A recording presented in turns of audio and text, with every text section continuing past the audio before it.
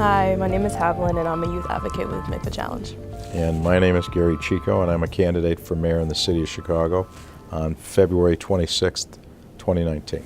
Thank you for taking the time out today to come meet with me and interview with me. Sure. I wanted to start with an icebreaker challenge, which is really popular at Mikva, and something that I also do.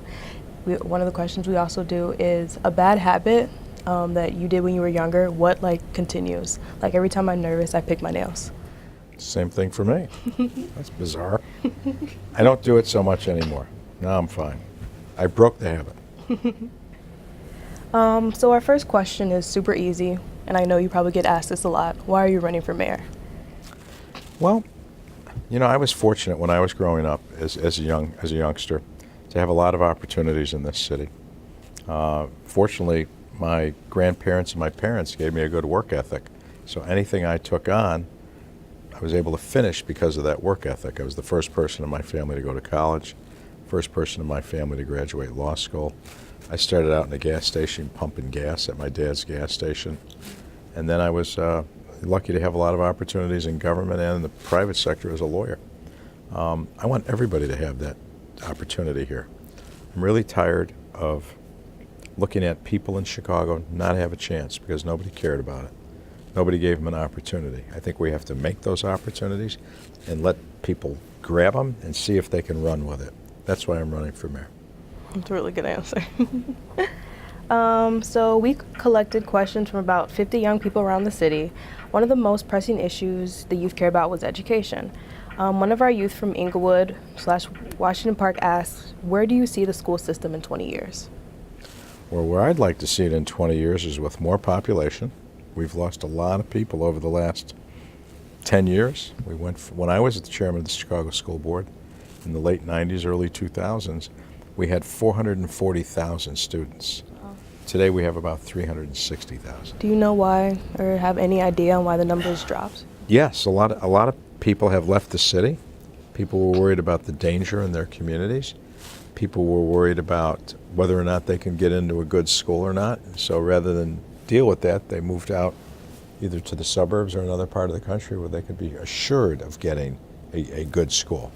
So regardless of what the cause is, it's happening, and it's causing us a lot of empty seats in buildings. So you got these huge buildings, high schools, with 200 kids. They were built for 1,500 kids.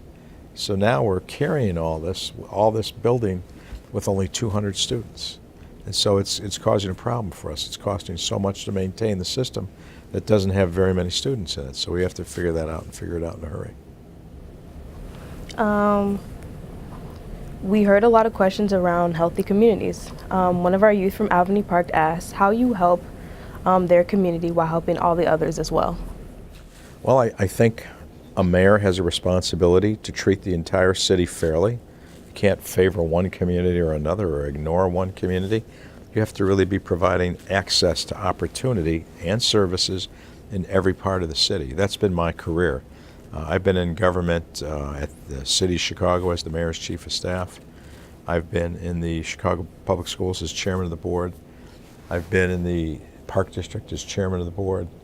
I've been in the city colleges as chairman of the board. And finally, the Illinois State Board of Education as chairman of the board.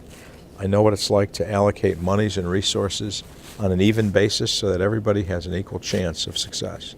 And that's what a mayor has to do with all city services and resources.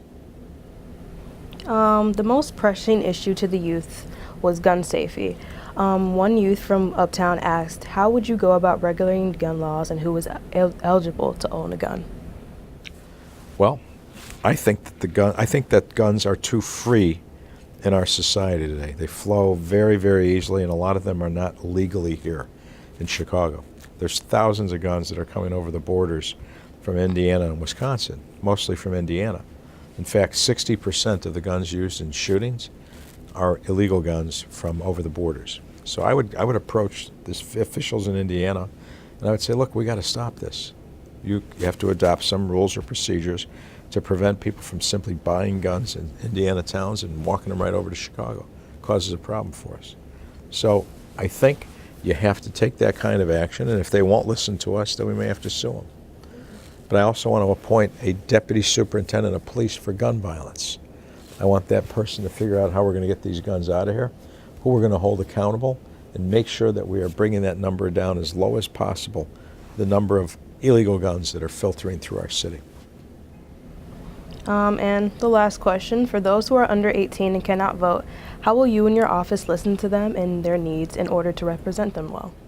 Well, we've already been working with a lot of your colleagues from Mikva Challenge. They come to our campaign offices, and they're phenomenal. They make calls. They do work in the office to support us. I'm so grateful that we have all the Mikva students. This is not the first time I've been to Mikva. I've been to Mikva Challenge years ago, 8 years ago, even before that when I ran for the United States Senate in 2004. I was at the Mikva Challenge. The students that come through here are so bright, so energetic. We're so fortunate to have them, like yourself, right? Like yourself. I want you to go so far in life, and I am glad that you are a successful senior at Alcott School, and I know you're going to pick a great university. Maybe it's a Big Ten university, maybe not, I don't know. But I know that this program does a lot for you, and I hope that you follow your dream. Thank you. About maybe it's political science, something of that nature. But do what you want to do in life and be happy with it. Don't live somebody else's life. Live your own life. Thank you, and thank you for your time today. My pleasure. I wish you all the best. Thank you.